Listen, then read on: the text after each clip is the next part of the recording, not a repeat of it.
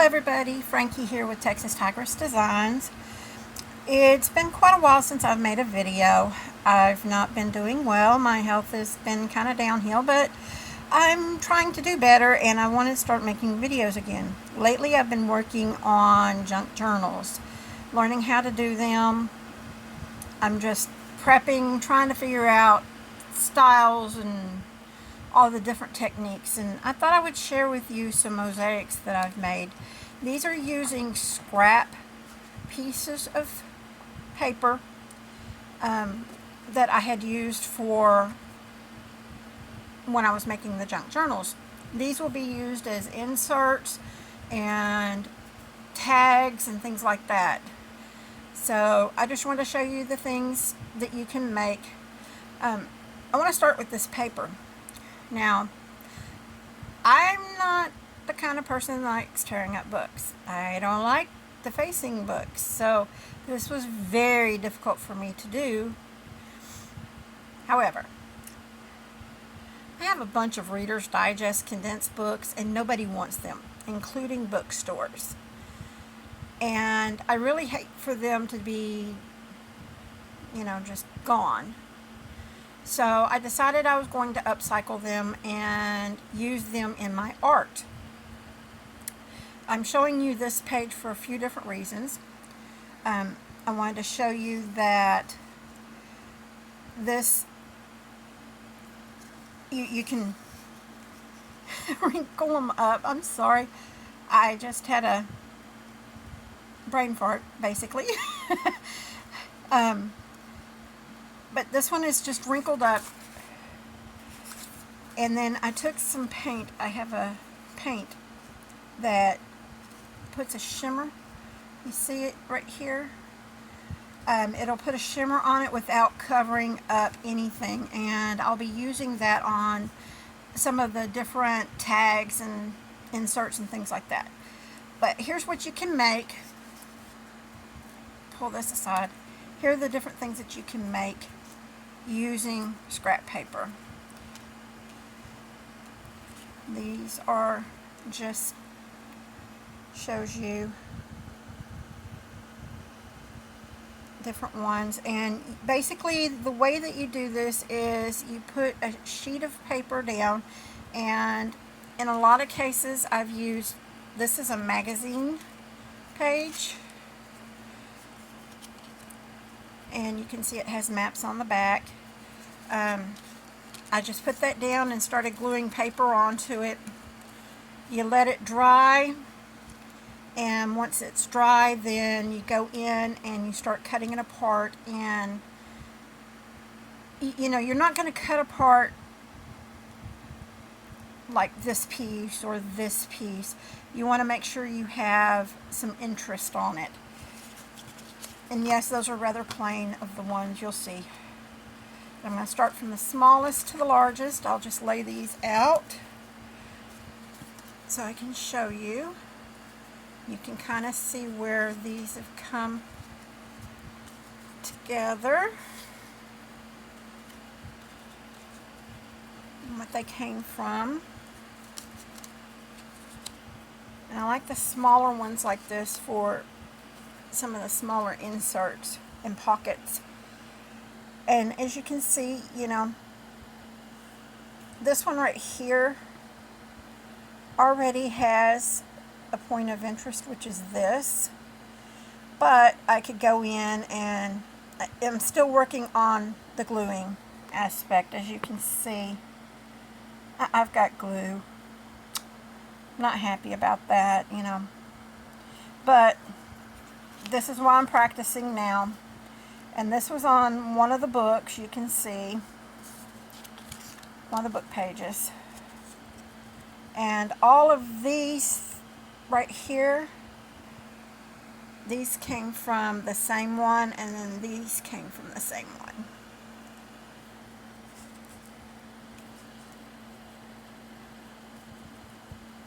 But you can go in and you can write. I've left places to write on them. And the whole idea of journals is for you to write things on them. Thoughts, memories, sayings, whatever you want to write. And I've tried to keep them somewhat color coordinated, but that's not necessary. As you can see, this is just using up a bunch of little scraps, and I'll probably go in with these and put some kind of sticker or something over them. Sorry, didn't mean to go so fast. And you can see I don't worry about the page showing through underneath. Oh, and another thing, these pages that I was using, these are called glue pages. And basically what glue pages are, let me pull one of them down here. When I am gluing, I'll put the glue on the back of something, and then I'll use this to spread it around, and then you lay it on a page, and you use these pages. You'll put the item down like this on the page. I guess I should show it. Let me go with one of these. You'll lay the item down, and you put the glue onto the item, and when you go over it, I'm holding the phone, so this is probably a little more difficult than what it could be, but I don't have my setup right now the way it should be. But when you go over and you go onto the page, you get glue on here and not onto your board or anything like that. And then as you glue the pages, you put them together and they glue together. And you just keep using them until you can't use them anymore. And then I'll go in, and some of them that are still usable, their whole pages, I'll use those to glue onto, like this. So I'm not wasting them. And the others, I will cut up and make little glue papers out of it. As you can see here, I just kind of stick them all together. Okay, back up. There that goes. Alright, I'm going to continue on to show you. Those are my smaller pieces.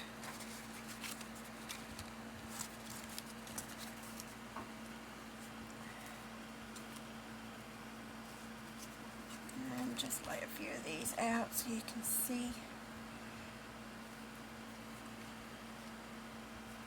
Now, when you're doing them on paper, on magazines, they are thinner, and the books are a little thicker. Book pages are a little thicker. So keep that in mind when you're doing things like this. You can see the different colors and different places. If I turn this one around, I can write right here, like that, or I could leave it like this, and then you can write something down this way and then write across that way.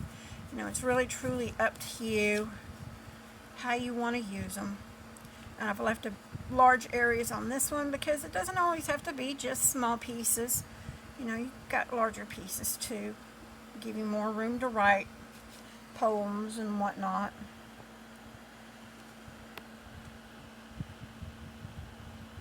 And I like both of the tearing look, when you tear the paper, and then the cut. I like how that looks together. That one sort of looks like a flag in a way. Just pull all these off. And I really like this one because of all the different elements. It's kind of busy. It's not really matchy. It's kind of mismatchy. I tried to use this slip of paper here to bring out,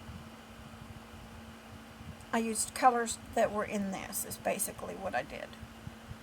And then I threw in some silver pieces just because I had them, and the black, just trying to highlight some of the others, and I don't know, just trying to make it interesting.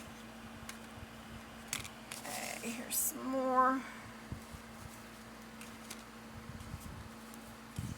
These are getting to be my larger cards.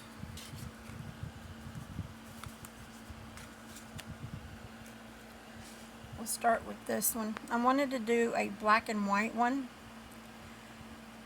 Sometimes you just have like a black and white journal or a black and white page. So I wanted to make a tag that could be used in that, and it's got plenty of writing space on here, and it's got some interest things here, and then, you know, I've left a place to put stickers if I wanted to. And again, it's on the back of one of the pages. I'm going to take them off as I do it. This one, I liked the different colors.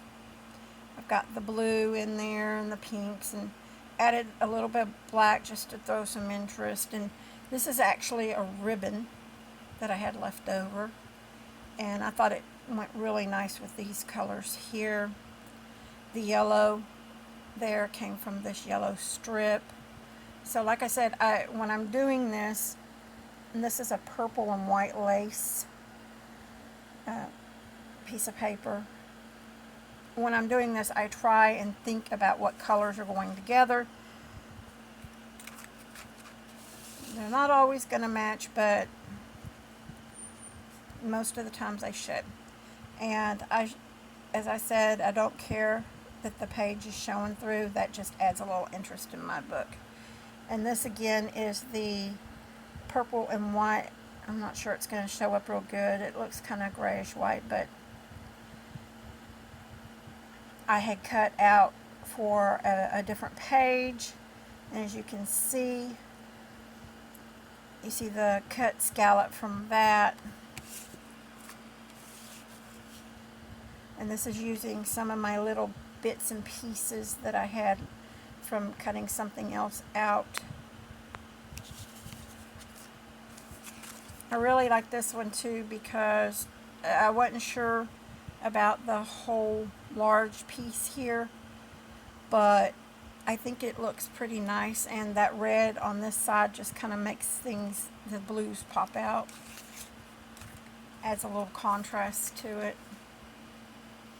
And again, here's one that you can see I've added just, it was bits and scraps that were together. Remember, this is all one whole page that was cut apart. And these are getting bigger and bigger as I go along. And you can tell my technique is pretty much the same. Trying to add interest and give places, and see, even up there's just a little piece of it. I think that one and this one were together. Just something to add interest. Now these are on a cereal box. It's upcycling a cereal box, so these are definitely harder. And I decided I wanted these just in these strips because I like the coloring. Oh, and one thing I did do, I covered the cardboard. I didn't want the cardboard showing like this, so I did cover it with one of the book pages. So if something's shown through, you'd see the book page, which you see right there, instead of the cardboard.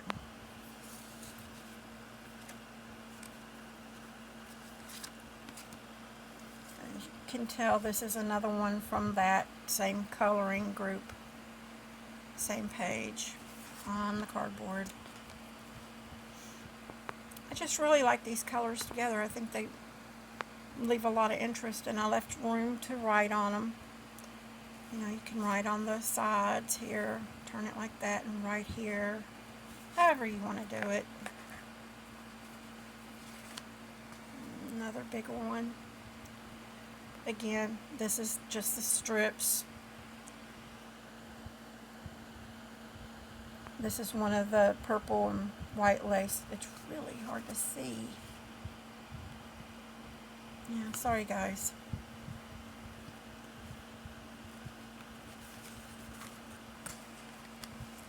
And this one is back, this is one of the magazine, and you can tell the difference. The other with the cardboard.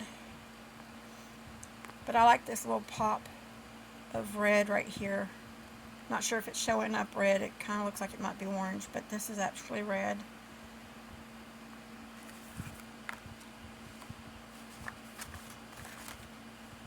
Okay, and I've got 2 more left. Hold on, they're falling down. Okay. I'll show this big one. You can see this one's pretty big. Again, it's got the strips.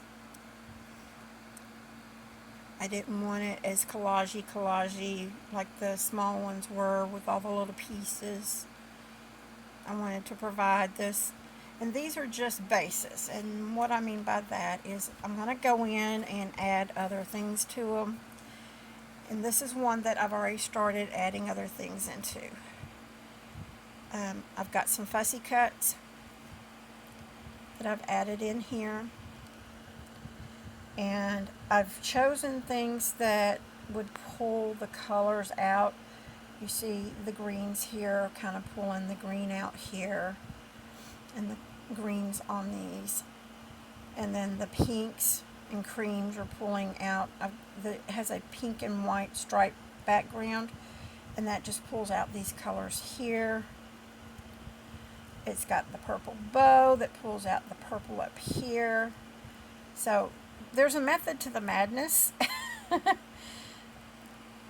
And you kind of have to know going in, don't overthink it, but try not to put colors together that are too clashy, because when you start adding things in onto it, it could become a problem. I'm going to use this one as an example. This one I may have a hard time with because it's so cluttered, and I didn't. Of course, it's tiny. I mean, you can see how small this is, and compared to the other one that was larger than my hand. But I didn't leave any place to write on these because these were just little pieces I was trying to get rid of. And I may end up finding a fussy cut or something to put over this, or a sticker or something that cuts back on the choppiness of it, I guess is the best way to say it. And something that will pull out the colors around it. But you just have to be careful about what you do. And on the little ones, you can leave room to write. You know, this is another one of the little ones.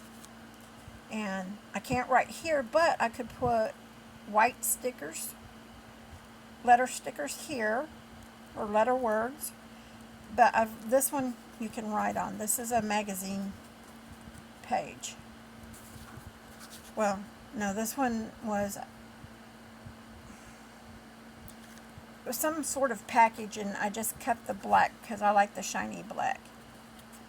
I like the contrast of it. But always try and leave, even on the small ones, a place to write at least something. Unless, of course, you're just using like this and you're going to end up covering it up with something else to make, I don't know. I'll figure it out. And you can leave the backs of them like they are if you want. But I've left the backs so that way when I'm making the junk journals, whatever they're going in, these can match what the journal that they're going into. So say it has, this one has roses, of course, on the front. Or, well, they're not roses, they're gardenias. And let's say that I put it in a book that's gardening. Well, then I can put some gardening pictures that I've got in the book back here and sayings to match the junk journal that I'm making, if that makes sense. I just wanted to share that with you and tell everybody that I'm really glad that you are here with me, still following me after all of this time. I still have 200 people that are following me, and my algorithms and everything are probably not showing up anything anymore because I haven't posted in so long. But hopefully I can get back into it and show y'all the things that I've been making. I hope you'll have a wonderful and blessed day. And remember, if nobody loves you, God and I do. Thanks for following. Press that like button. Don't forget. Have a great day. Bye-bye.